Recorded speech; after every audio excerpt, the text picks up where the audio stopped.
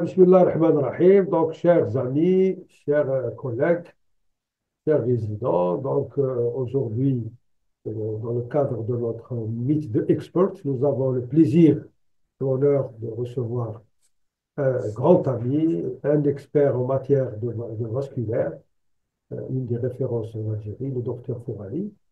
Il va nous parler d'un sujet intéressant qui sera modéré aujourd'hui par un non moins excellent ami, de notre ami Beziad Noordine, un chirurgien vasculaire, une des références algériennes en chirurgie vasculaire, au CNMS. Noordine, à toi la parole pour modérer cette session. Très bien, merci bien de m'avoir invité à cette réunion qui est très intéressante. Et je remercie M. Benkhadda qui est toujours euh, à notre disposition et en plus de ça, il fait tout pour organiser des journées de cette façon. Vraiment, je le félicite. Il a toujours le courage de travailler, malgré son âge. Et cette réunion, je pense qu'elle est très intéressante sur le plan vasculaire. Elle est peut-être, ces questions sont ignorées par beaucoup de chirurgiens, notamment vasculaires. Et j'invite Fourali à commencer déjà à présenter parce qu'on n'a pas assez de temps. Il faut faire un peu vite parce qu'il y a beaucoup de questions concernant cette pathologie. À toi, Fourali. Voilà, donc je partage.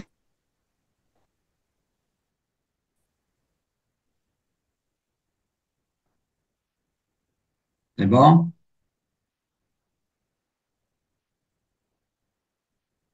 Donc, voilà. Donc, notre sujet, c'est le syndrome de compression musculaire. Donc, on définit,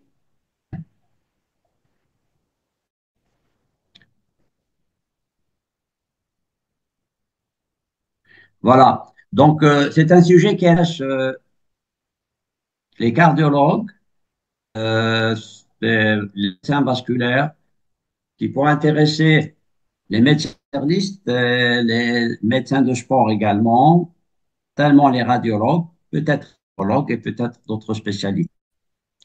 Donc, je vais essayer d'aller rapidement pour qu'on puisse à peu près être dans les temps réglementaires, qui sont près d'une heure.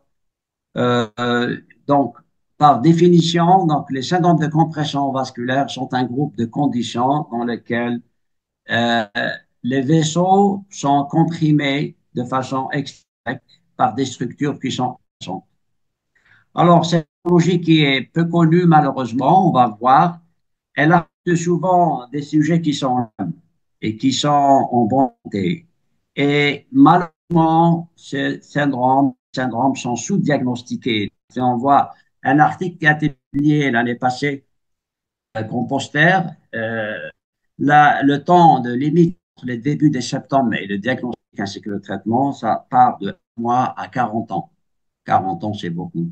Et la moyenne des médecins euh, qui examinent avant de faire le diagnostic, 14 médecins pour faire le diagnostic dans le temps. Donc, c'est vraiment une pathologie qui est un peu difficile à mettre en évidence. L'imagerie, l'imagerie, c'est surtout une imagerie dynamique, que ce soit fait par l'échographie ou bien par le scanner, les résonances magnétiques ou l'angiographie conventionnelle. Donc, c'est l'imagerie dynamique et les crues. Le traitement est un peu particulier. C'est un traitement qui est chirurgical. On voit que là, la place de le traitement endovasculaire n'a pas sa place. On va voir pourquoi. Le traitement, c'est la décompression. Il pourra éventuellement s'associer à un traitement de revascularisation, soit par chirurgie conventionnelle, soit par endovasculaire. Donc, voilà à peu près les différentes pathologies que nous avons qu'on appelle les syndromes de compression musculaire. Je vais aller rapidement parce que j'ai beaucoup de diapos. Donc, le syndrome le plus connu comme étant qui fait partie des syndromes de compression vasculaire, c'est le syndrome du défilé thoracobrachien. Donc, on va voir que je vais vous donner des cliniques. Je vais pas, pour ne pas être trop théorique. Voilà, une jeune femme de 22 ans qui est adressée pour une sténose de l'artère sous-clavière droite qui est symptomatique. Donc, un pas de passé médical, pas de passé chirurgical. À l'examen, on retrouve une masse dure de la région susclaviculaire droite et qui s'accompagne d'une réduction des peaux. Elle présente un souffle cervical. Vous voyez qu'il y a la flèche indique, il y a une fissure au niveau de la région susclaviculaire. Et à l'échographie, on a une déviation de trachet d'artère. On voit que l'artère est réduite et il y a une dilatation post-sténotique. Alors, en mode donc couleur, on voit par dynamique, on voit très bien, la flèche l'indique très bien, il y a une déviation de trajet en baïonnette. Alors, c'est un peu tard. Moi, je n'ai pas vu des patients comme ça dans la littérature.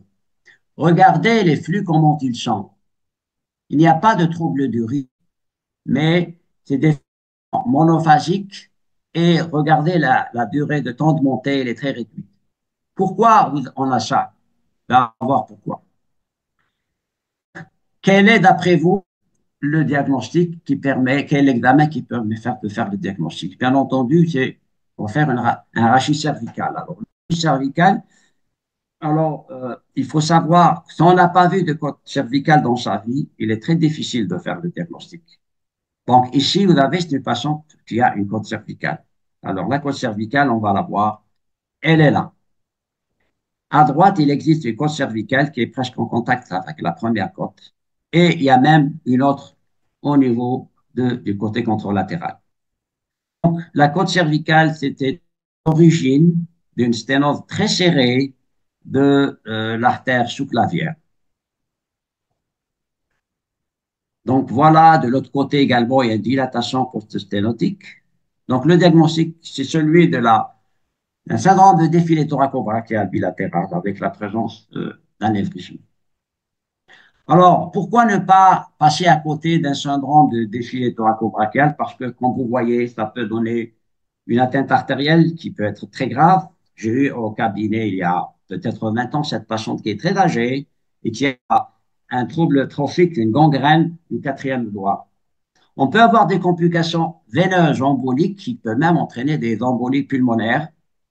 La manifestation la plus fréquente, c'est l'atteinte neurologique qui peut induire une assez classique du syndrome de défilé, une amyotrophie de la loge ténare. Alors, ça peut toucher beaucoup les sportifs et peut même simuler des fois un accident vasculaire. Alors, rapidement, c'est quoi le syndrome de défilé thoraco-brachial? Il y a les structures musculaires et nerveuses qui traversent ce qu'on appelle aussi le syndrome de la traversée thoraco-brachiale. Vous avez le défilé interscalénique, il est en 1 entre le muscle scalaire antérieur et scalaire moyen. Vous avez le canal costoclaviculaire. En 3, vous avez le tunnel sous-pectoral qui passe sous le pectoral. Et dans certains cas, vous avez le huméral. Donc, on ne va pas trop s'attarder, on n'a pas assez de temps. Donc, la pathologie, grosso modo, c'est qu'on rapporte souvent avec soit une hypertrophie musculaire dans certaines activités sportives, notamment le basketball, handball, le javelot, la levée du poids, l'haltérophilie. Et parfois, nous avons des anomalies osseuses, soit la présence d'une côte cervicale, comme on l'a vu, mais ça peut être aussi une augmentation, une hypertrophie, une apophysomégalie, apophyse transverse. Et bien sûr, également, la génésie de la première côte qui est ça peut donner des lésions artérielles sévères. Le diagnostic, c'est clinique avant tout. On peut faire une radiographie pour confirmer s'il n'y a pas d'une anomalie osseuse, l'électromyogramme, le Doppler dynamique, angioscanner, l'angiographie et phlebographie dynamique. L'examen clinique le plus important, le fameux test de Rouge. Le test de Rouge, c'est un examen qui permet de dire au malade de surélever les membres supérieurs de telle façon qu'on réalise un angle de 90 degrés entre l'avant-bras et le bras et on fait une abduction-rotation externe. Normalement, le test est positif s'il y a des symptômes qui surviennent de 3 minutes. Quels sont ces symptômes? C'est premièrement, c'est une atteinte neurologique, c'est la fatigabilité du membre, c'est des paresthésies, atteinte artérielle, c'est la pâleur et éventuellement une hyperémie réactive. Atteinte veineuse, c'est la cyanose et l'œdème du membre. Donc, vous avez le TOS, c'est Thoracic Outlet Syndrome, et ce qu'on appelle le NTOS, c'est-à-dire l'atteinte neurologique, c'est la plus fréquente, c'est dans 95% des cas. Vous avez le VTOS, c'est-à-dire l'atteinte, la fameuse phlébite d'effort. Elle représente à peu près 3% des manifestations de syndrome de la traversée thoraco-brachiale. Vous avez l'atteinte artérielle, c'est la moins fréquente, la plus rare, mais la plus dangereuse. Entraîner une ischémie du membre. Donc, rapidement, on a parlé, les symptomatologies neurologiques. Vous avez l'atteinte, bon, j'ai pris des photos chez cette patiente qu'on voit très bien qu'il y a un œdème au niveau de la main. Il faut savoir que l'embolie pulmonaire peut survenir jusqu'à 30% à peu près des syndromes qui ont une atteinte veineuse. Donc voilà la phlébographie diétique. La même chose, on a un œdème de la main. Ici, une photo qui remonte à plus de 30 ans que j'ai pris au CNMS chez ces patientes qui ont des côtes cervicales bilatérales. On voit très bien le comblement du crocus claviculaire. Alors voilà, manœuvre dynamique à l'échographie. On avait une réduction de calibre ici. Donc ça, c'est en position normale et position dynamique. On a une réduction de calibre. Alors, vous avez ici un cas de VTOS, c'est-à-dire il y a la fameuse phlébite d'effort de Paget-Schrotter. On voit ici des thrombus et un contraste spontané. Voilà ici un thrombus dans la veine cave supérieure. Voilà, ça permet une hypertension pulmonaire secondaire à des thromboembolies. Alors voilà, au Doppler, comment ça se manifeste une compression de l'artère subclavienne. Donc, on dit aux patients de faire une manœuvre dynamique. On voit qu'il y a un arrêt du flux artériel. Donc voilà, au Doppler pulsé, vous avez une augmentation des vitesses, un arrêt, puis la réapparition du flux. Voilà, vous avez un patient qui a un anévrisme de l'artère subclavienne. Voilà, il faut savoir une chose, c'est les anévrismes prédisposent aux complications thromboemboliques. Et vous avez certains thrombus qui va migrer dans les artères de la main et déterminer une ischémie si vous avez un pulpaire qui est très amorti. Voilà, on en a déjà parlé. Le traitement en général, en dehors de l'atteinte artérielle avec anévrisme, il faut toujours commencer par la physiothérapie, la rééducation fonctionnelle. Très importante. En général, c'est un protocole de 8 à 12 semaines. Et il faut savoir, quand vous avez une atteinte neurologique, la rééducation permet d'aider la chirurgie dans 60 à 80%. Alors, on peut faire ce qu'on appelle le test à la lidocaïne qui permet qui s'injecte au niveau des muscles scalènes, qui peut éventuellement, dans certaines parties, qui peut prévoir l'arrêt de la chirurgie, notamment de la première. Pour les patients qui ne sont pas admissibles, s'ils refusent la chirurgie, on peut proposer l'injection de toxines botuliques qui permet de relaxer l'escalade et de réduire la compression du nerf. Pour la veineuse, le traitement de choix, c'est les héparines à papa moléculaire. Il faut savoir que 50 à 80% des patients traités uniquement par les anticoagulants ont des séquelles résiduelles. On peut proposer, bien sûr, la compression. Et le meilleur traitement, c'est le traitement fibrolytique, qui est la thrombolytique mécanique, qui permet d'améliorer, qui permet d'avoir un succès jusqu'à 100%. Si on fait passe en urgence le traitement thrombolytique et traitement mécanique, la désobstruction mécanique, si on fait en retard de plus de 15 jours, on n'a pas de résultats, malheureusement. Alors, ça va contient en atteinte artérielle, anévrisme, c'est chirurgie, sur un thrombus. D'accord? Chaque fois qu'il y a une atteinte artérielle avec un anévrisme, ou bien il y a eu des complications thromboliques, donc il faut faire la compression plus la revascularisation. Voilà, c'est le chante qui a été opéré par le docteur Menjeda. Donc voilà, on voit qu'il y a une synostose, c'est-à-dire une soudure de la côte cervicale avec la première côte. Donc, quand le patient respire, la première côte, la côte cervicale comprime plus. Donc, c'est pour ça qu'il y a une variabilité du flux de l'artère sous-clavière. Voilà, post-opératoire, voici la côte cervicale, là, elle a disparu. Donc, cette patiente qui a été opérée. Donc, rapidement, on va passer au deuxième cas. Il s'agit d'un patient qui a euh, une ischémie du membre inférieur, qui est très jeune, qui n'a pas de passé particulier. Donc, il a une claudication du membre inférieur droit avec un périmètre de marche à peu près à 500 mètres qui s'aggrave en pente. Donc, il a fait un Doppler qui montre qu'il y a des anomalies du flux au niveau des artères jambières. Un scanner qui a été pratiqué, on va le voir, et que cette patiente a été programmée pour une chirurgie endovasculaire à l'étranger. Donc, on voit bien ici qu'il y a une occlusion de l'artère poplitée moyenne. Ici, on a une sténose de l'artère poplitée. Donc, on peut poser le diagnostic, est-ce que c'est une adhérence précoce, une maladie de Burkitt, une thrombophilie, ou bien une vascularite, ou bien une dégénérescence cystique de l'artère poplitée, ou bien un syndrome de l'artère poplitée piégée. Tout ça, ça peut se discuter. Alors, le test d'immunité était négatif. Pas d'atteinte inflammatoire, pas de thrombophilie, l'examen cardiologique est normal, pas d'absence de mutation en facteur Leiden. Scanner, le Doppler, voilà, on voit une région segmentaire de l'artère poplitée, c'est le sujet jeune, donc on voit les flux sont diminués. Vous voyez ici qu'il y a quelque chose de très particulier en ce syndrome, c'est que la veine et l'artère sont séparées par une structure musculaire. Et quand vous avez en coupe petite, parce que la veine et l'artère sont séparées par une structure musculaire, il n'y a pas d'autre diagnostic. C'est vraiment un syndrome de l'artère poplitée piégée.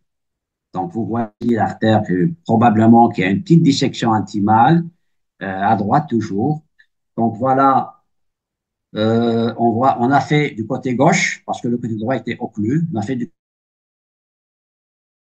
côté gauche la manœuvre directe plantaire, une flexion plantaire forcée. On voit qu'il y a une disparition du flux qui est avec un du lâchement musculaire.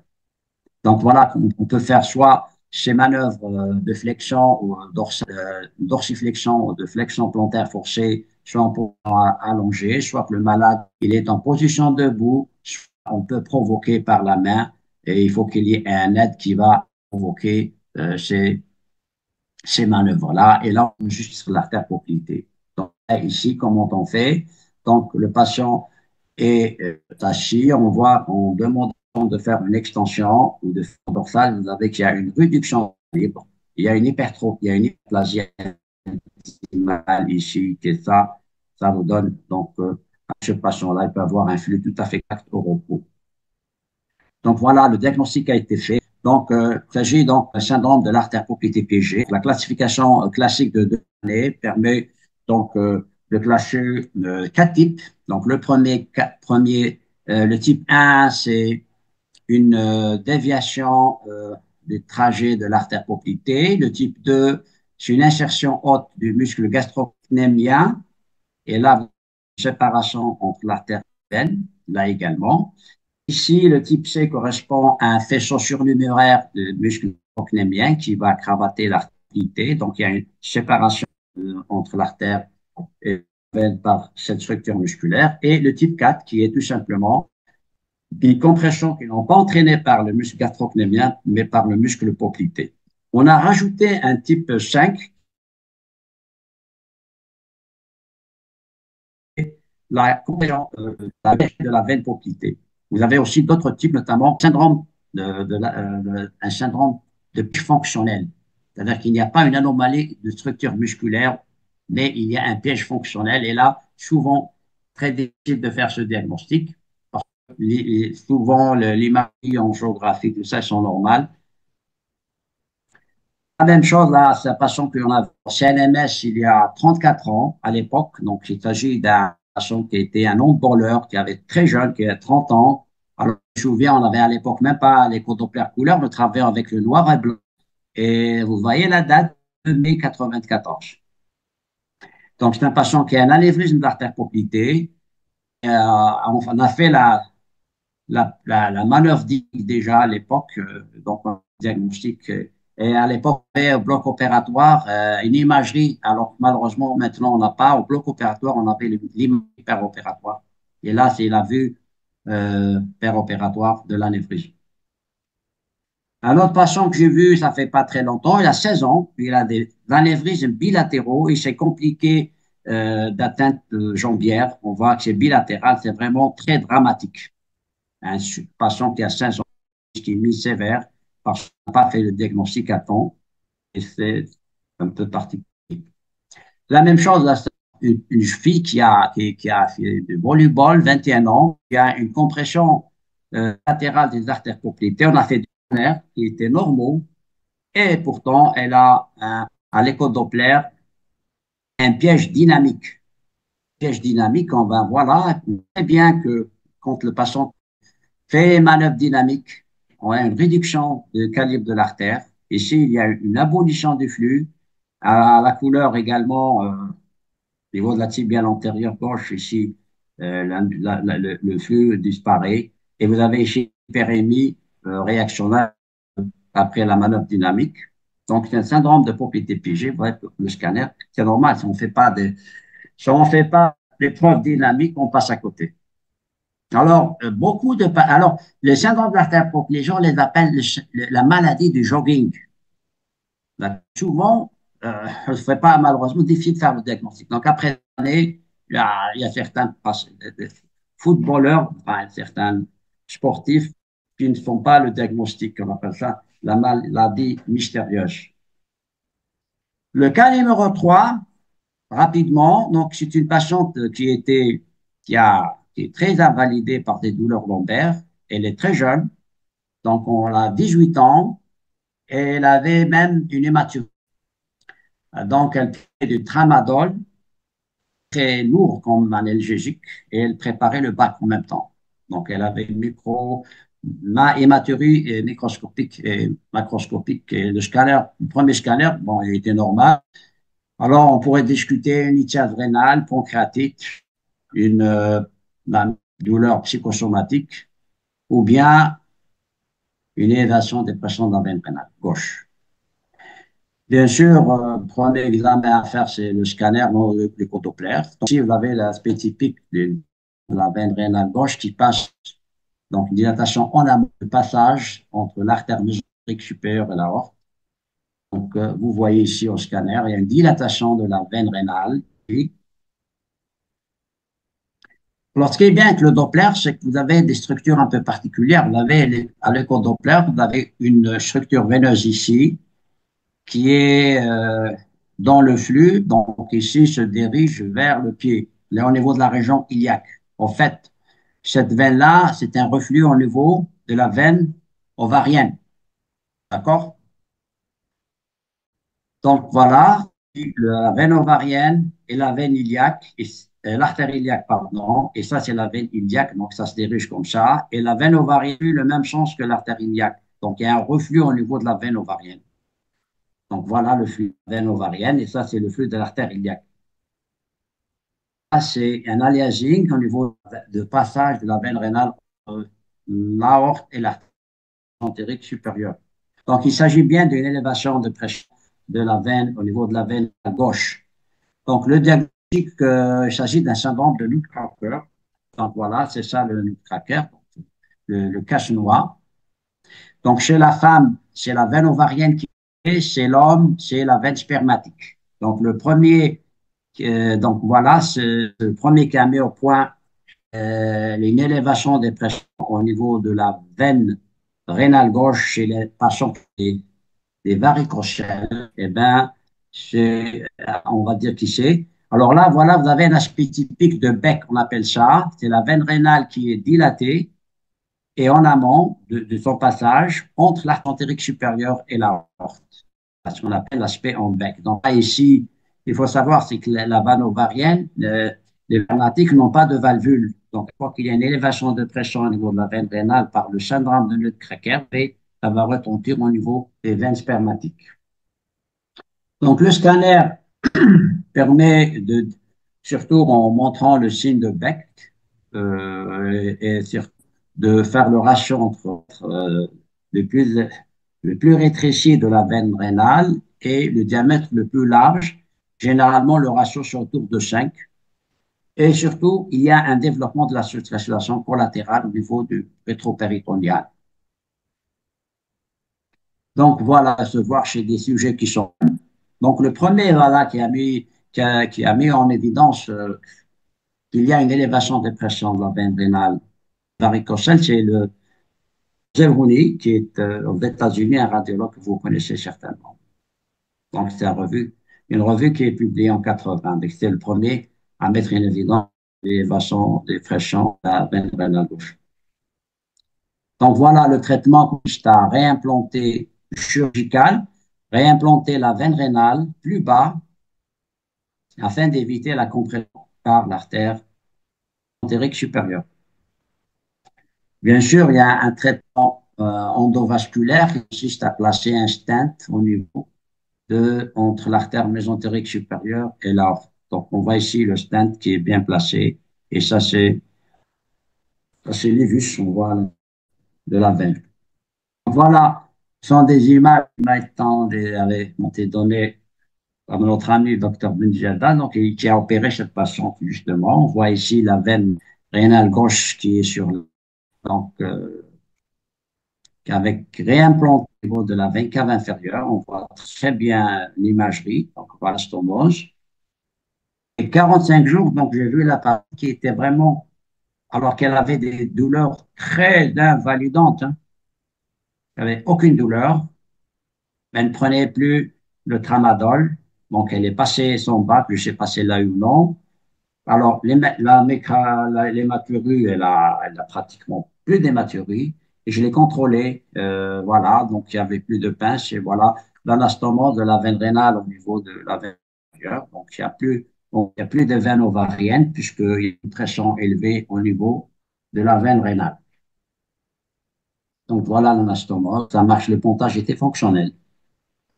Donc, il faut savoir aussi, il y a le nœud trachéaire postérieur. Le trachéaire postérieur, c'est une compression. C'est lorsque la veine passe entre l'aorte abdominale et le rachis lombaire. Alors, ce qu'il faut savoir, c'est qu'il y a phénomène de nœud trachéaire et syndrome de nœud trachéaire. Phénomène de nœud trachéaire, jusqu'à 30% de la population ont des phénomènes. Il y a au moins 30%. C'est quelque chose de physique. Par contre, on parle de syndrome, c'est quand on met évidence une hyperpression, notamment une augmentation de volume de l'ovarienne, de la veine spermatique, surtout associée à une symptomatologie en rapport avec la congestion pelvienne. Et ça, on est dans le syndrome. Donc, il faut savoir qu'il y a plein d'associations parce que c'est un diagnostic on n'arrive pas très bien à rattacher entre les douleurs et le syndrome. Parfois c'est difficile de les traiter de façon. Donc, il y a des associations qui se constituent dans le monde. Alors, on va passer à une autre pathologie, c'est le syndrome du ligament arqué du diaphragme. Là, je n'ai pas un cas clinique, mais on va en parler en théorie. Donc, ça touche des femmes de façon préférentielle entre jeunes, 30-40 ans, et se manifeste par des douleurs épigastriques, vomissements et surtout, la poids qui peut être très, très important. Les douleurs peuvent être en postprandial et bien à l'effort. Donc, il faut retenir une chose, c'est un diagnostic d'exclusion. C'est-à-dire que quand on a éliminé toutes les possibilités de pathologie digestive, là, après, on retient le syndrome ligament arqué du diaphragme après avoir fait certaines explorations. Donc, là aussi, c'est un examen qui est dynamique. On va voir que c'est. Il y a la déflexion au Doppler, par exemple, bien même l'angiographie, entre le tronc iliaque et l'aorte. Il faut qu'il y ait une déflexion supérieure à 50%. Il faut faire le malade avec des mouvements respiratoires. Il faut qu'il y ait une augmentation lors de l'expiration. La vitesse augmente au niveau du tronc iliaque. Donc, on va voir peut-être comment. Donc, voilà ça ici, c'est le ligament arqué du diaphragme, donc il est là. Donc voilà, donc là vous avez l'aorte et donc voilà, quand il y a une échange haute du tronc iliaque, ou bien quand le ligament arqué il est inséré de façon basse, ça peut déterminer ici une compression au niveau du tronc iliaque. Donc on appelle aussi le syndrome de Dunbar, parce que Dunbar c'est le premier en 65 à avoir mis en évidence la compression du tronc iliaque et la symptomatologie digestive. Donc, pourquoi, lors de la compression par les gamma aortés diaphragme, il y a de la douleur? Parce que la douleur est d'une part surtout neuropathique, par une atteinte neurogène, parce qu'il y a des ganglions cœliaques. Et vous avez aussi l'ischémie, bien que certains auteurs ne sont pas tout à fait d'accord. Donc, le diagnostic, il est fait par des élévations des vitesses, surtout lors de l'expiration, on a une augmentation de vitesse lors de l'expiration et on va voir ce que c'est que la déflexion entre l'inspiration et l'expiration, la déflexion entre l'aorte et le trachée de plus de 50%. Donc, vous allez voir ici, c'est un patient que j'ai vu qui est asymptomatique, bien sûr. C'est pas un syndrome donc, du ligament arqué puisqu'il est asymptomatique, mais même on peut avoir une compression de tronc cœliaque et des sujets qui sont normaux. Donc, vous voyez la déflexion ici, on voit très bien entre le tronc cœliaque et l'aorte. Donc, il y a un mouvement, ça balance entre l'aorte et donc c'est cet angle-là. Et vous avez ici la couleur. Regardez bien quand le patient fait une expiration, il y a l'aliasing qui est plus important. Alors, ça va se manifester comme ça. Donc, durant l'inspiration, les vitesses sont plus basses. Durant l'expiration, les vitesses sont plus élevées. Donc, voilà, pour prévoir la chirurgie, est-ce que ça va marcher ou non, en général, ce qu'on appelle le bloc plexique au niveau du nerf, ici. Alors, à l'angiographie, c'est l'aspect hameçon, l'aspect crochu de tronc cœliaque. Ah, ici, c'est tout à fait typique. Là, il y a une compression d'un ligament arqué. Et quand vous avez ça, si le malade est asymptomatique, il ne faut surtout pas le toucher. Par contre, s'il a une douleur et avec un diagnostic différentiel autre que digestif, donc on peut retenir le syndrome de ligament arqué. Donc voilà, vous avez un algorithme. Donc à chaque fois que vous avez des douleurs abdominales qui s'accompagnent de vomissements et de perte, il faut absolument envoyer le patient chez le gastro-entérologue. Il fait une série de tests pour éliminer par endoscopie et tout ça. Si sur le plan digestif, il n'y a absolument rien, il faut faire un Doppler avec des mouvements en inspiration-expiration, une angiographie, et s'il y a une compression du tronc cœliaque par le ligament arqué, il faut proposer une décompression par une incision ligament arqué et éventuellement résection des ganglions cœliaques. Plus ou moins, pour que ça ne marche pas, une revascularisation par un. Donc voilà la chirurgie cœlioscopique, on peut très bien voir ici le ligament arqué, on incise ici. Donc, il faut savoir que 80% sont améliorés et qu'il y a certaines complications qui surviennent au cours de la procédure. Les gens qui ne sont pas améliorés, en général, ce sont des patients qui ont une note psychologique avant l'opération. Donc, ça, ils ne vont pas. Donc, vous avez ça, vous avez les patients qui ont de l'alcool, et je pense que les âgés. Donc, les gens qui ne s'améliorent pas, ceux qui ont un problème d'ordre psychologique. Donc voilà, ici dans la littérature, on retrouve des anévrismes de l'arcade pratico-duodénale si cette patiente fait une rupture, donc une énergie péritoniale causée par justement une sténose des troncs cœliaques. Alors voilà, dans la littérature, vous voyez que c'est un diagnostic difficile à faire. Donc, là, ici, cette jeune femme qui a vu 33 médecins, elle a passé 12 nuits à l'hôpital, et ben, elle n'a pas été diagnostiquée à temps. Cette vieille dame également, elle a vu les meilleurs hôpitaux. Malheureusement, le diagnostic n'a pas été fait. Et aussi, souvent, on dit aux malades, ça se passe dans votre tête, c'est pas au niveau. Et souvent, c'est des gens qui souffrent beaucoup parce qu'on n'a pas fait le diagnostic à temps. Donc, dans le Facebook, vous pouvez voir des associations de malades notamment. Alors, ces patients, on les compare à un cancer ayant des cancers de un stage avancé tellement la douleur est importante. Alors, là, on passe à un autre cas. Ici, c'est une patiente qui a un œdème, un œdème du membre inférieur. Alors, chez une mère d'une collègue. Voilà. Donc, il s'agit d'une femme qui a 61 ans. Elle a un œdème du membre inférieur gauche avec des douleurs.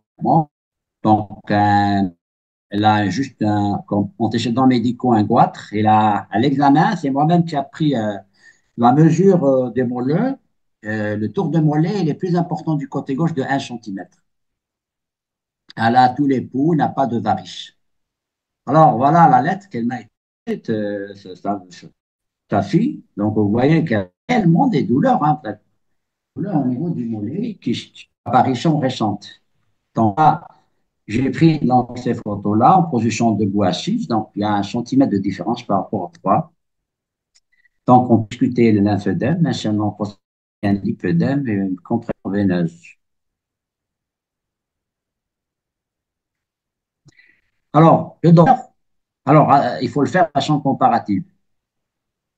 Alors, l'imagerie n'a pas beaucoup d'intérêt. Par contre, le flux est très important. Regardez le flux au niveau de la veine iliaque droite. Il y a une très bonne vitalité respiratoire. Et cette patiente de thrombose veineuse n'a jamais fait de phlébite, n'a pas une phlébite. Par contre, il y a une perte de la rythmicité respiratoire. Regardez ici. Au niveau de la veine iliaque, au niveau de la veine fémorale commune, et au niveau de la veine poplitée. Regardez la veine fémorale superficielle également, et la veine poplitée. Une perte. Il y a uniquement une perte de la rythmicité respiratoire. Alors, là, vous avez un flux au niveau de la veine hypogastrique. Normalement, la veine hypogastrique, elle doit se drainer dans la veine iliaque commune. Là, par contre, ce que vous voyez, il y a un reflux au niveau de la veine hypogastrique. Donc, elle a le même sens que l'artère hypogastrique. Et là, la patiente est en position allongée. En mode dynamique, voilà, en mode dynamique, vous voyez que la veine est en bleu. Normalement, c'est pour ceux qui ont l'habitude d'explorer abdominale, la veine hypoglycémique est en rouge, c'est-à-dire en respectant la codification couleur. Alors, cette dame-là, donc, elle flue au niveau de la veine hypogastrique, de la perte de rythmicité respiratoire.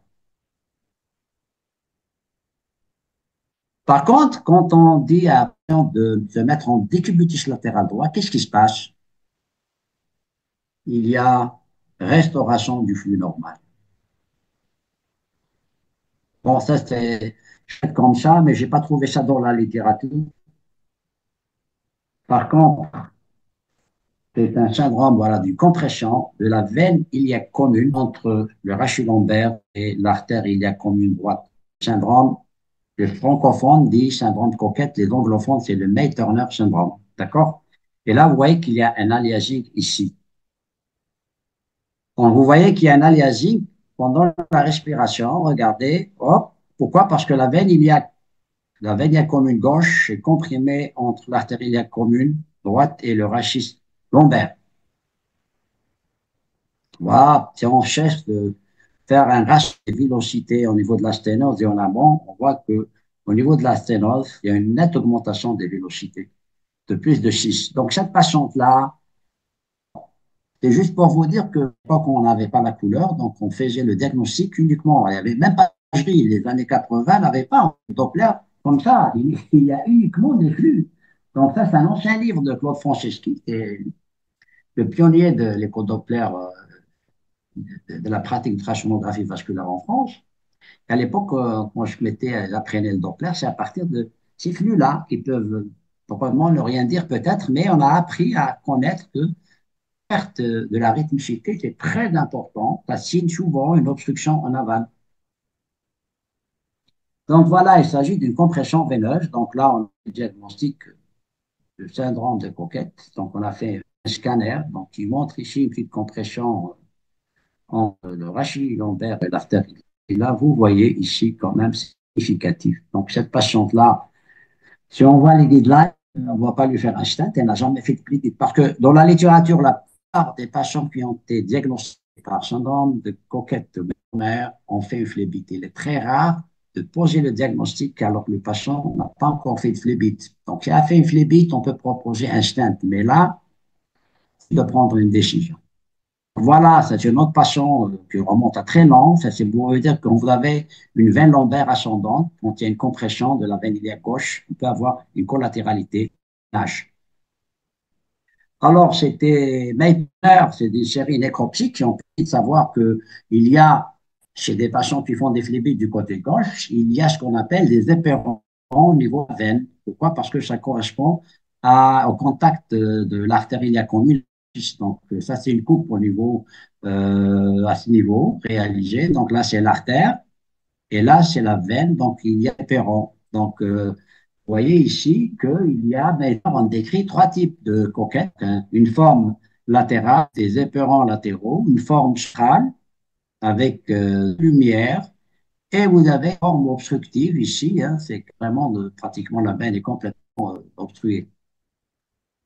Donc, après Coquette, ils ont publié une série clinique. C'est pas une série nécropsique. C'est pour ça qu'on dit syndrome de Coquette et syndrome de... Donc, voilà un article qui parle justement de perte de la capacité respiratoire en cas de syndrome de Coquette. Mais généralement, on fait au stade de thrombose veineuse. Voilà, donc il faut savoir, il y a des compressions veineuses symptomatiques, il faut les laisser tranquilles. On peut les voir chez des sujets qui sont tout à fait normaux.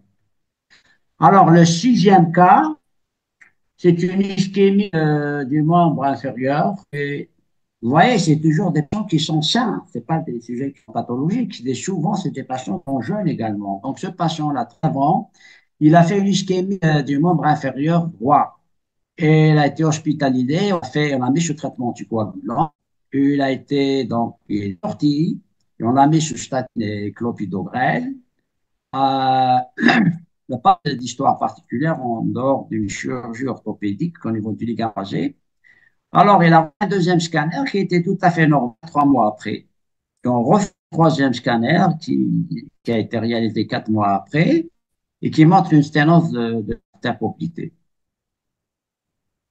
Voilà. Donc, ça, c'est un scanner tout à fait normal.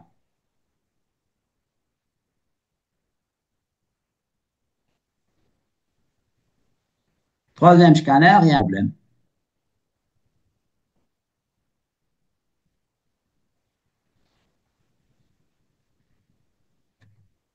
On fait l'échographie, il y a quelque chose ici. Il y a un aspect kystique au niveau de la paroi postérieure, de la paroi antérieure de l'artère poplitée. Donc, on va trop tarder. Donc, ça peut être une dissection but. Donc, il s'agit d'un kyste adventiciel de l'artère poplitée. Donc, voilà. Téléphoner au docteur Benjad à la chirurgie pour lui dire de me donner une image. Il a été très gentil. Vous voyez ici, il y a une artère poplitée aussi qui est atteinte par une dégénération kystique. Il contient du liquide, de gel un peu. Donc, ça peut comprimer l'artère et entraîner des fois une ischémie.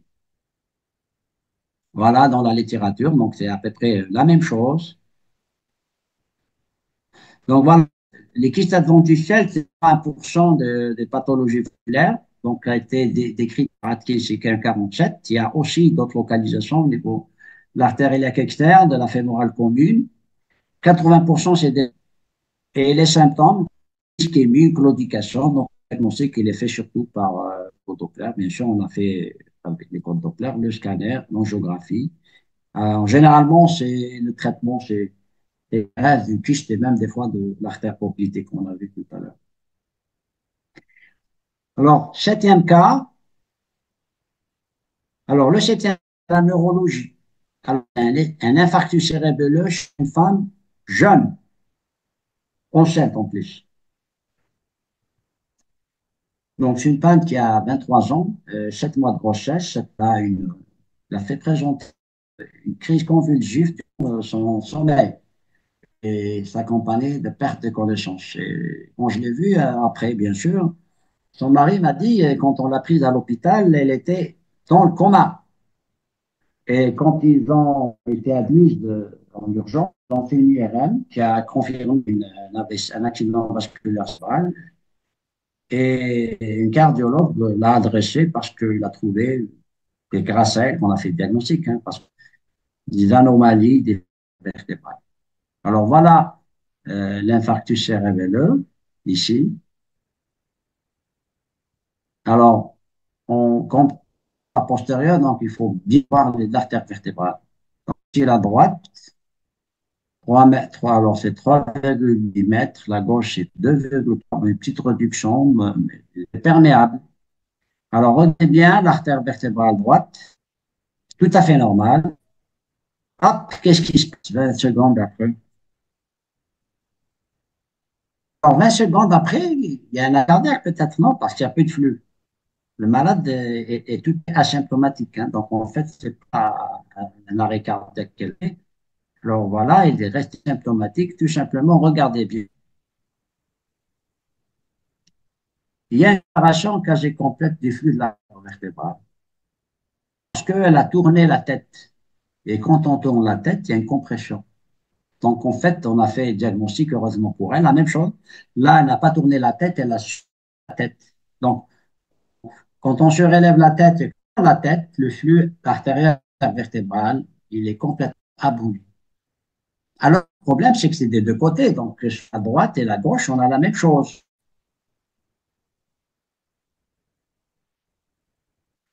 Alors, ce syndrome-là, c'est ce qu'on appelle le syndrome de Bowhunter. Je pense que le Bowhunter, ça veut dire un cerf en arabe. Le Bakar Lousi, parce que mon père avait à l'époque des ouvriers, il avait ce qu'on appelle au cerf, il appelait ça. Donc, Bowhunter, c'est la position de la tête quand on tire à l'arc.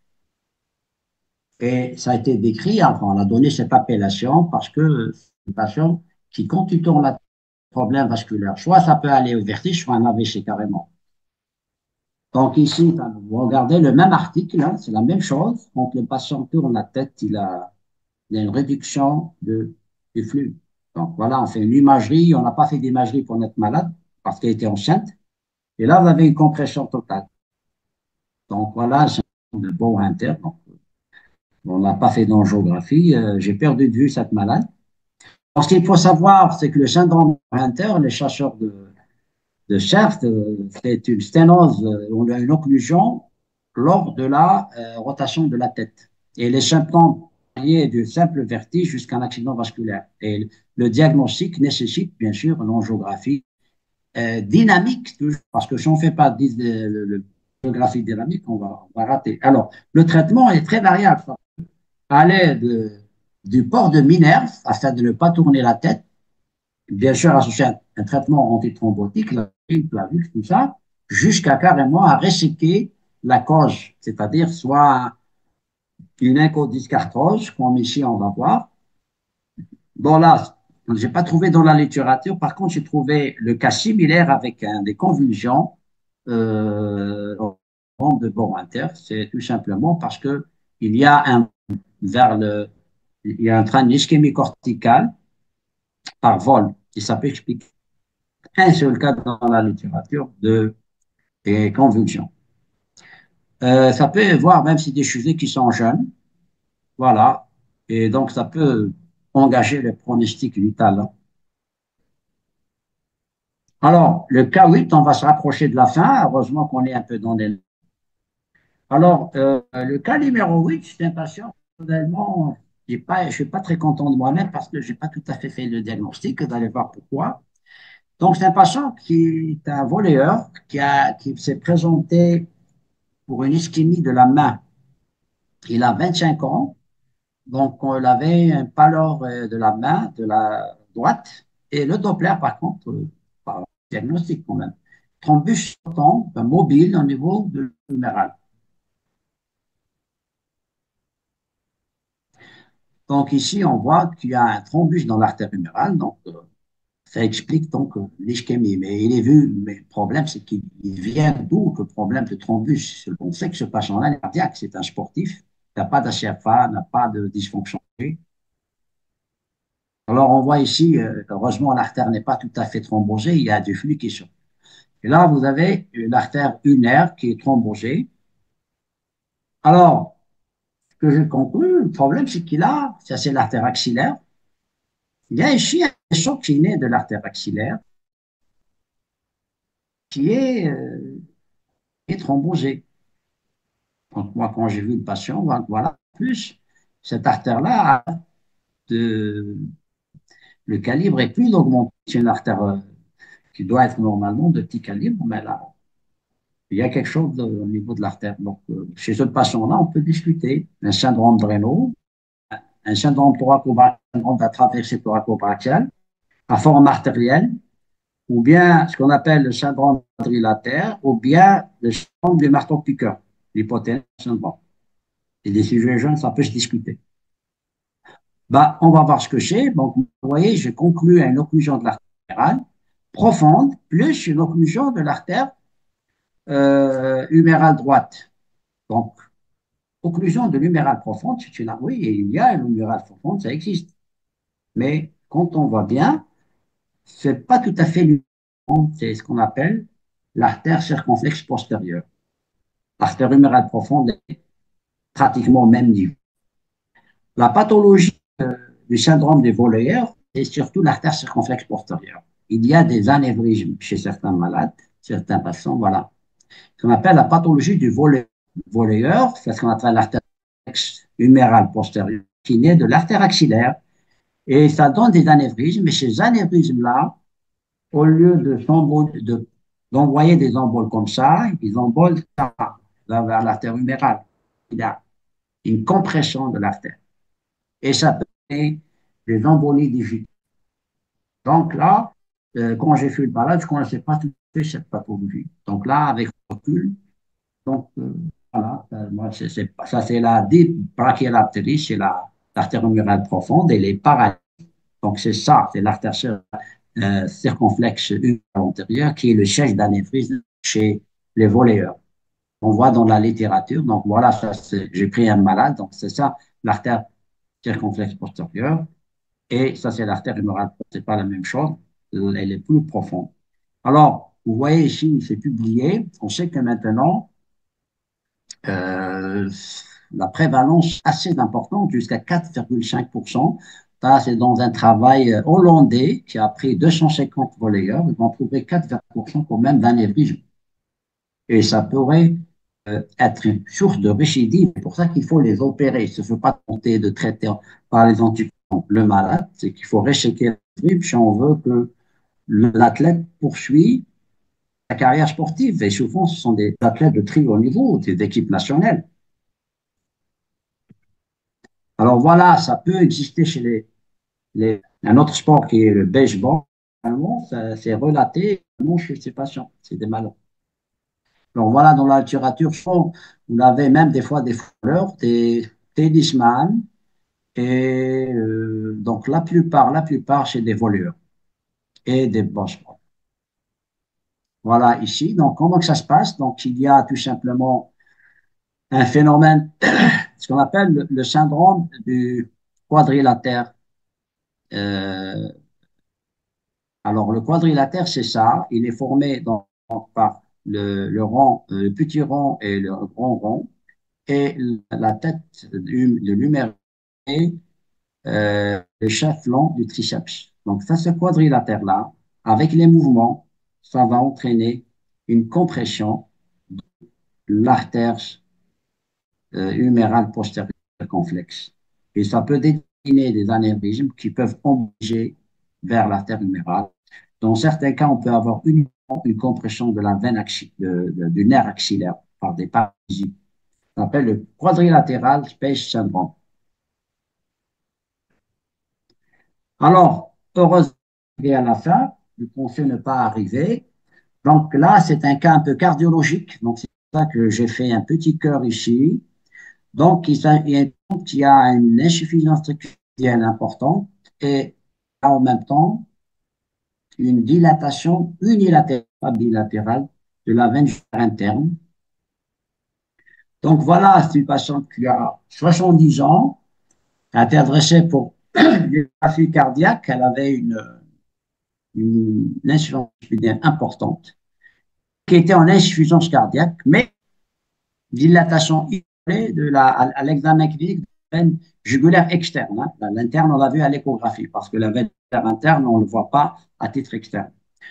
Donc, elle a un passé rhumatismal, donc elle était en insuffisance cardiaque, elle reçoit un traitement, elle a une très grosse une dilatation de l'oreille droite, et surtout là, on a une dilatation droite de la veine jugulaire avec reflux. Par contre, la veine jugulaire gauche n'était pas du tout dilatée, il n'y avait pas de reflux.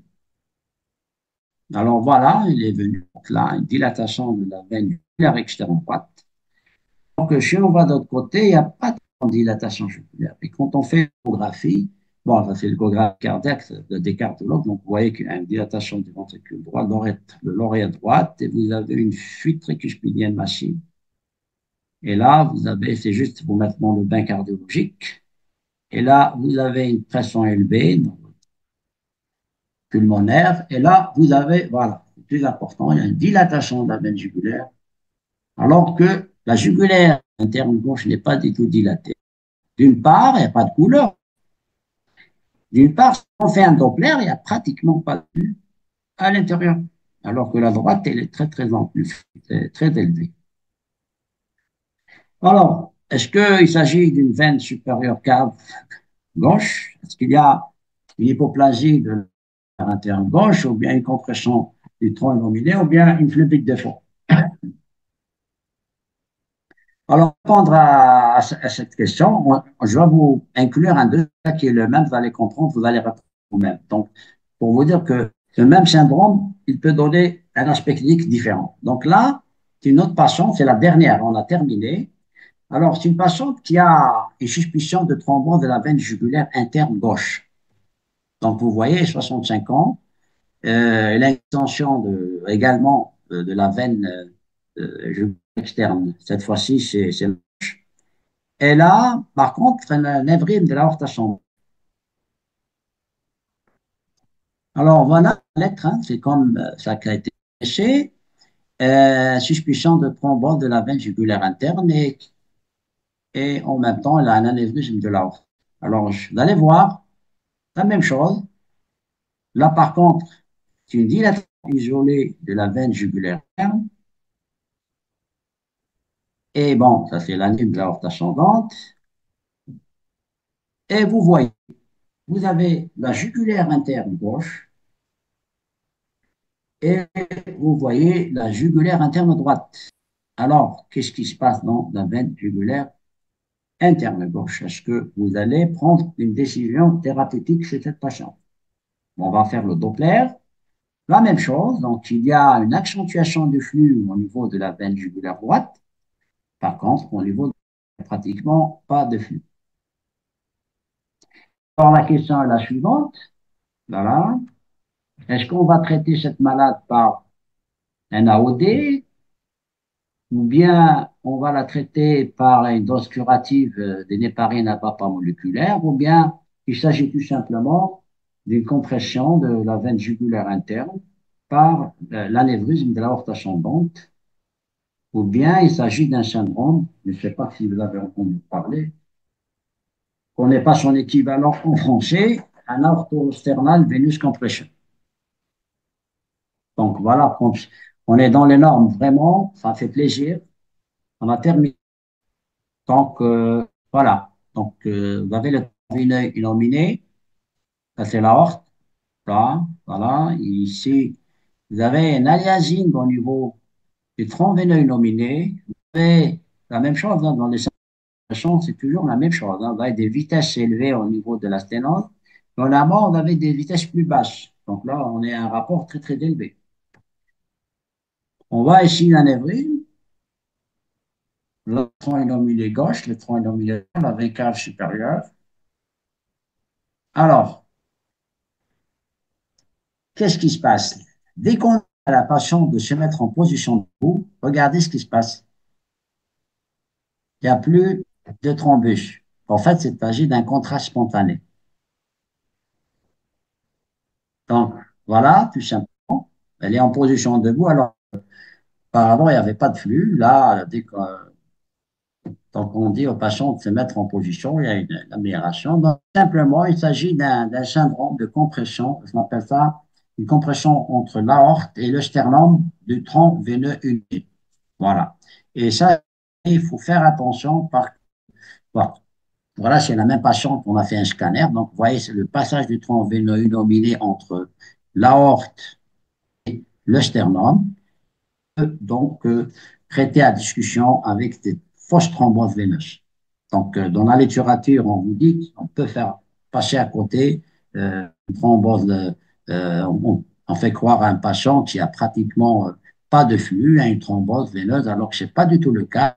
Piège, méfiez-vous, c'est le syndrome de compression veineuse inominée. Vous allez d'un contraste spontané, vous mettez le patient en position debout, le contraste spontané disparaît. Il ne s'agit pas de, il ne s'agit pas de voilà, ça décrit déjà donc vous voyez ici une compression ici chez une femme, c'est la première femme dans la littérature chez qui, généralement, c'est des patients qui sont asymptomatiques, il n'y a pas d'œdème. Mais c'est rarement dans ce cas-là qui a été publié ou chez une femme qui a l'œdème intermittent. Donc ici, vous voyez ici une trace, donc on prend le brachios, il y a une compression vasculaire à ce niveau. Donc, la même chose, ça c'est une autre patiente que j'ai, la même chose, donc un contraste spontané. Et vous avez ici euh, la veine azygos, c'est peut éclater parce que ça constitue euh, une, une, une cause, donc de drainage.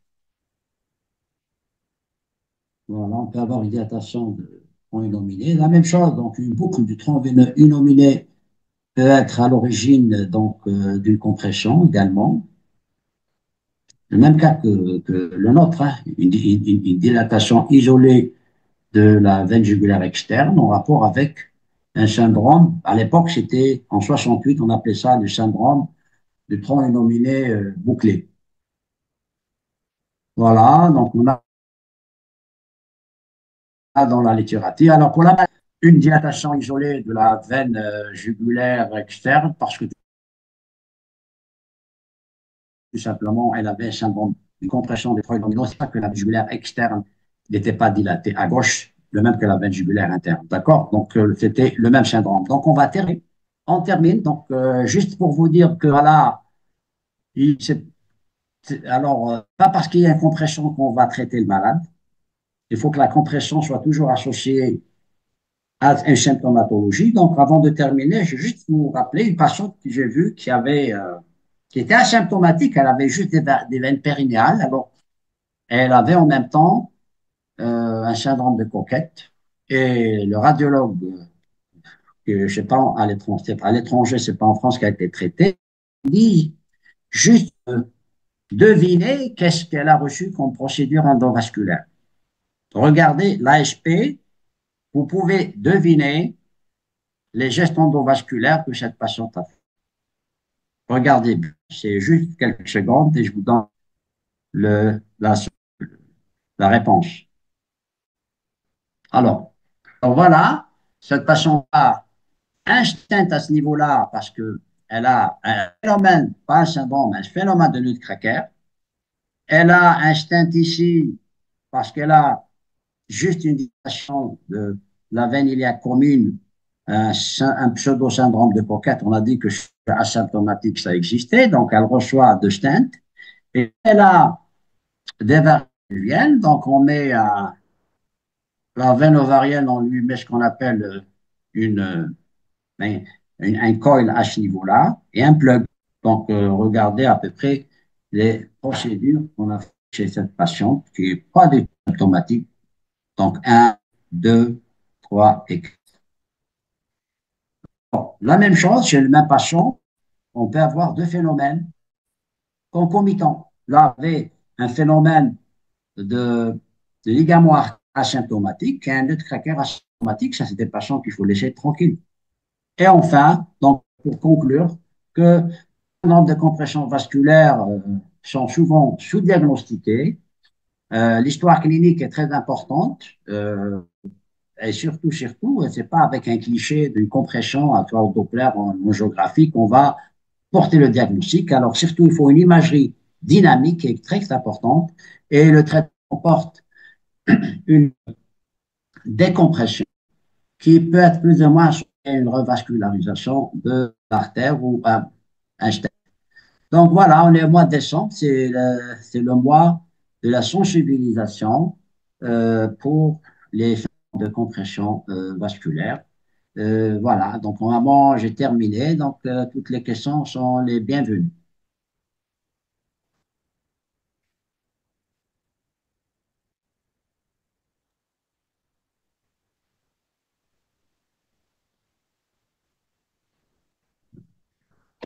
Merci, Mohamed. Docteur Fourali, tu m'entends? Oui, oui, très bien. Très bien. Très bien, Bien, Ourdine. Très bien, bien, très, on très te bien. félicite, félicite de cette magnifique exposition qui est Et très aussi, détaillée. grâce à vous, hein, parce que moi, je suis un ancien du CNMF, ça fait 34 ans que j'ai Oui, pas fait. Il y a beaucoup de cas intégrés dans l'éducation. très bien. Et merci aussi de cette très riche bibliographie iconographie. On a vu tout. C'était très simple, détaillé et très éclairant. Encore une fois, J'ai- nous félicitons Fourali pour sa persévérance. Il fait toujours du bon travail et nous te félicitons aussi de ton amour à cette spécialité, de chirurgie vasculaire. Tu tiens beaucoup On l'a connu de ta ensemble. élève. Alors, Mohamed, s'il te plaît, tu nous as tout dit et tu nous as rien laissé comme détail. Donc, je vais te faire une petite remarque, enfin, pas une Oui, remarque, bien mais sûr. un petit détail concernant le défilé. Concernant le défilé, on sait que 30% de la population ont une côte cervicale surnuméraire et qui ne font pas de symptômes. Elle est presque physiologique, si tu veux. Dans les problèmes artériels, généralement, c'est une agénésie de l'arc antérieur de la première côte. Donc, devant toute suspicion de côte cervicale qu'on voit un cliché, il faut compter les côtes. S'il y en a 13, donc c'est une côte surnuméraire. S'il y a 12, c'est l'arc antérieur qui manque. Et c'est cette pathologie, c'est-à-dire la génésie de la côte, comme tu l'as dit, c'est là où on a des problèmes vasculaires. Pourquoi? Parce que le scalène antérieur, il suit la première côte. S'il reste le bout postérieur, donc le scalène antérieur, il va presque, il suit la côte, le segment qui reste. Et là, l'artère, elle est comprimée. OK? Et c'est dans ces cas où on voit plus de problèmes artériels. C'est dans les agénésies des premières côtes. En ce qui concerne le défilé veineux, c'est pas la première côte qui gèle la veine, c'est entre la première côte et la clavicule. Plus l'ongle de la première côte il est serré et on a un muscle qu'on appelle le sous-clavier qui est, euh, il devient un peu épais, c'est là où on a la compression veineuse. D'accord? Donc, c'est simplement, je vais simplifier. Quand généralement, les problèmes artériels dans les défilés, on les voit surtout dans les agénésies de l'arc antérieur de la première côte. Les problèmes veineux, on les voit surtout quand il y a l'angle entre la côte et la clavicule qui est serré avec un muscle sous-clavier épais. En ce qui concerne les problèmes neurologiques, qui n'est pas notre domaine, c'est surtout les femmes qui ont des épaules tombantes. Et généralement, c'est avec la rééducation que ça donne le résultat. Il ne faut pas les opérer en général. Mais je dis encore une fois que dans les premières côtes surnuméraires, effectivement, on peut avoir des lésions artérielles. En ce qui concerne une question, en ce qui concerne les, les ligaments arqués, effectivement, à un certain moment, c'était la mode. On opérait souvent des malades, il est marrant, des malades qui souffraient de douleurs abdominales et on voit sur le scanner ou bien sur l'artériographie une compression du tronc cœliaque, on les opérait. Mais on voyait qu'il n'y avait pas de résultat. C'est pour ça que c'est devenu un mythe. C'est rare où on opère actuellement les compressions de ligaments artères. Maintenant, la compression de la veine rénale, elle a pris le relais. Dans le service, on voit souvent, ils nous envoient beaucoup de malades qui ont des freins enfin, de compression, syndrome de casse-noisette. Et si on prend les scanners de tous les malades, puisqu'on reçoit beaucoup de scanners concernant l'aorte, concernant les anévrismes, on a souvent des compressions de la veine, mais ils sont asymptomatiques. De même que le ligament arqué, il y a toujours cette encoche et elle est presque physiologique. Donc, je te pose la question. Est-ce que tu penses que le ligament arqué, la compression et la, la sténose ou bien la compression de la veine vraiment est une maladie, si tu veux, puisqu'on voit souvent sur la tête. Qu'est-ce que tu en penses, Mohamed? Bon, dans la littérature, bon, c'est ce que tu as dit, tant que ce n'est pas symptomatique, ça c'est quelque chose de physiologique. Quelqu'un qui a des douleurs abdominales, il faut la première chose chez le gastro. Mais il y a des patients qui ont des douleurs terribles et qui, souvent, les médecins disent ça vient dans votre tête et psychosomatique. Mais peut-être qu'il faut ouvrir chez eux réellement, par exemple, des ligaments arqués, on fait pour prédire la réponse à la chirurgie, enfin, la décompression, c'est-à-dire l'incision du ligament arqué. Euh, pour la prédire, il faut faire un bloc plexique.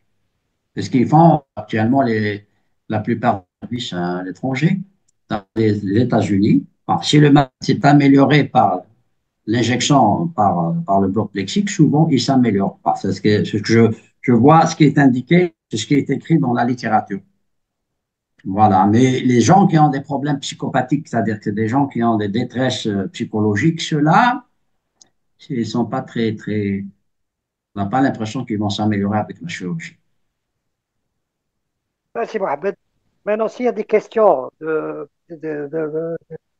quelqu'un qui peut intervenir, et il peut intervenir. Ah, de toute façon, on est bienvenus. Oui, salam alaikum. Salam. Voilà, merci bravo pour cette présentation. J'ai une petite question à vous poser. Dans le syndrome défilé thoraco, je suis docteur Shahwan, hein, j'étais à Alger. Voilà, c'est dans le syndrome défilé thoraco-brachial. Vous avez parlé des injections de botulisme toxine. Alors, est-ce que c'est un protocole thérapeutique, donc, ou seulement donner une seule fois, une seule injection? Et dans la littérature, quel est le pronostic après avoir donné ces injections-là? Merci. Mais bon, l'injection de toxine botulique, en fait, je l'ai relaté dans un article, un journal vasculaire. C'est, je pense qu'il y a 2, 3 ans. Alors, l'injection de toxine botulique, il faut qu'elle soit par le radiologue, parce que si vous injectez de la toxine botulique dans à côté du nez, vous pouvez entraîner une dysphagie, ou entraîner des problèmes neurologiques sur place. Donc, ça se fait dans un centre très spécialisé. Donc, l'injection de toxine botulique, c'est pour les gens qui ne veulent pas se faire opérer, c'est ce que j'ai lu, et ça permet de gagner un peu de temps, peut-être 6 mois, peut-être une année, je ne sais pas, mais ce n'est pas le traitement définitif, ça permet plusieurs injections, mais quel est à long terme le recul, je n'ai aucune idée. Cité comme étant une arme thérapeutique pour ceux qui ne veulent pas se faire opérer. Alors, la toxine botulique, le but, c'est de décontracturer les muscles scalaires antérieurs. Il faut absolument que l'injection soit faite à l'intérieur du muscle par examen éco-guidé. Mais à long terme, je ne sais pas. Merci. Est-ce qu'il y a d'autres questions, s'il vous plaît?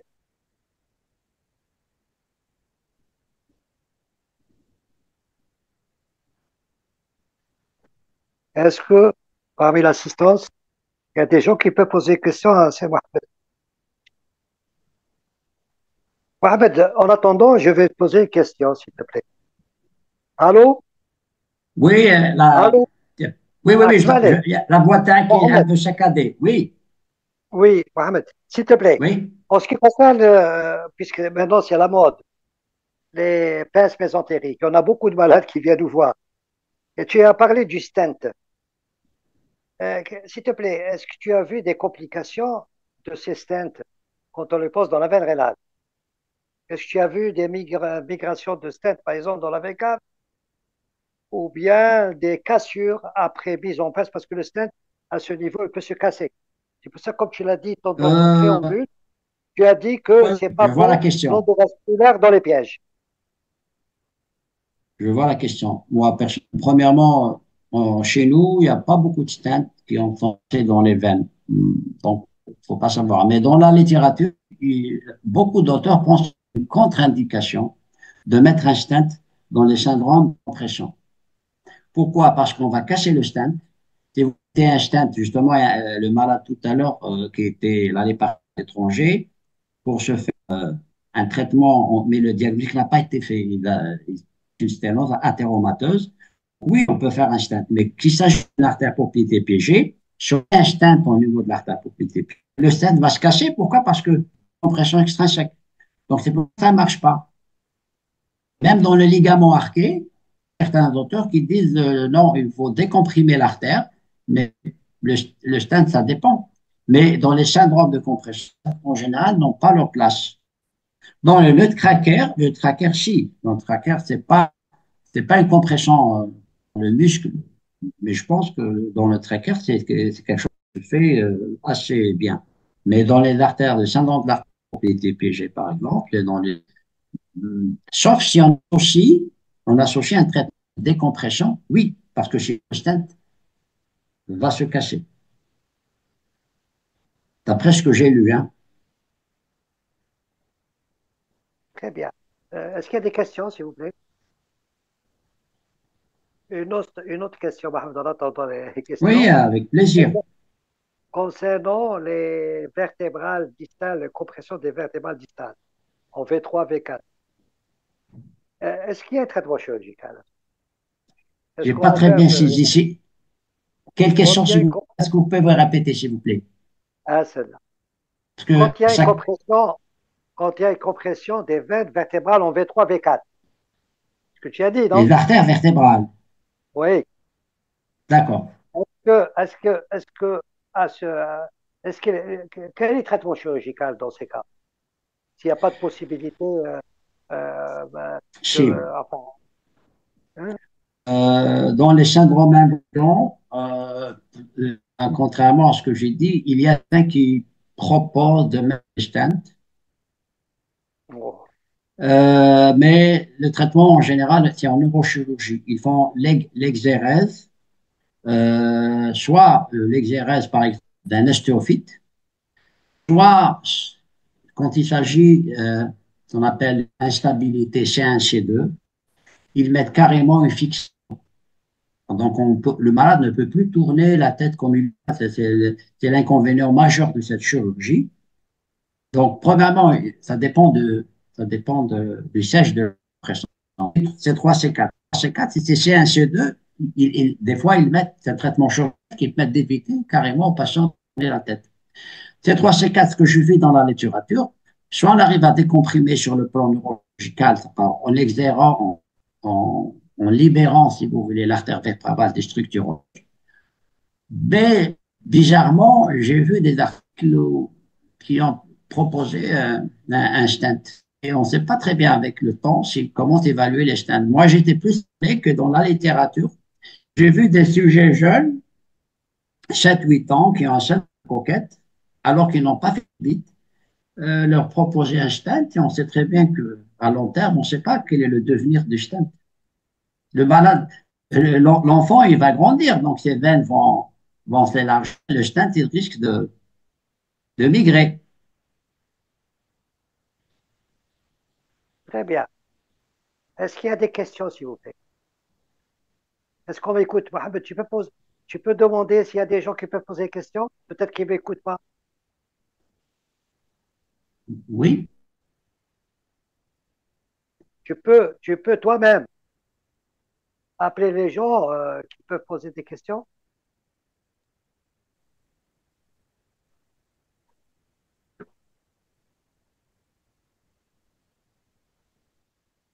Salim, tu moi, je nous ne sais écoutes? pas. Oui. Allô, Allô? Oui, oui. salut. Est-ce que tu peux poser des questions à Mohamed? Il faut profiter de sa présence. Ah, avec plaisir. Allez-y.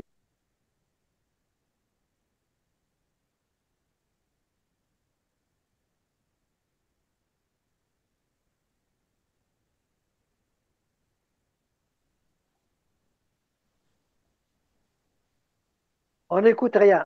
On n'écoute pas. Appuyez sur. Non, il n'y a pas de questions, j'entends rien. Allô? Allô, Oui, Salim? mais Allô? oui, Salim, il y a quelqu'un qui peut poser une question, toi-même peut-être. je sais pas s'il y a des problèmes, ils peuvent me joindre par téléphone. Je ne sais pas. Hmm? Non, non, on peut poser n'importe quelle question, et problème. Dans le dîme. Ah, là, je t'ai posé des questions. Bon, tu as tout dit, Mohamed. Bon, on ne veut pas rentrer dans les détails parce que l'assistance Non, peut-être, mais elle est. ouais, le problème, c'est que les autres ne participent pas. Je ne sais pas comment que ça se passe. Bon, comment ça se fait pas de questions. Ils Je peuvent pense que appuyer c'était sur le. assez clair. Hmm. Je pense que c'était C'est bien quoi? détaillé. Pas de question, je crois, dans l'assistance. Ah, mais il faut le dire. Il faut qu'ils le disent.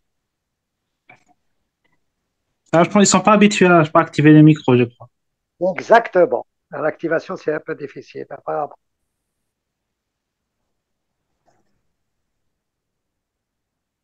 Il y a des questions? Bon, Non, c'est un sujet qui est un peu délicat. C'est vrai non, mais c'était que, bien détaillé. comment? C'était clair et bien détaillé. Ah, ben tant mieux, je suis content parce que souvent on me critique, on me dit que vous n'avez pas été pédagogue. Mais puisque vous le dites, tant mieux. Je pense que qu'on peut clore la session aujourd'hui. Ah, ben Il n'y a pas de d'accord. D'accord. Eh ben, très honoré d'avoir participé ce cycle de conférences. Et il y aura d'autres qui va traiter d'un peu, donner un peu d'intérêt à la pathologie vasculaire. Je vous remercie. question. Merci beaucoup. À la prochaine, Inch'Allah. Merci. Bon courage. Au revoir.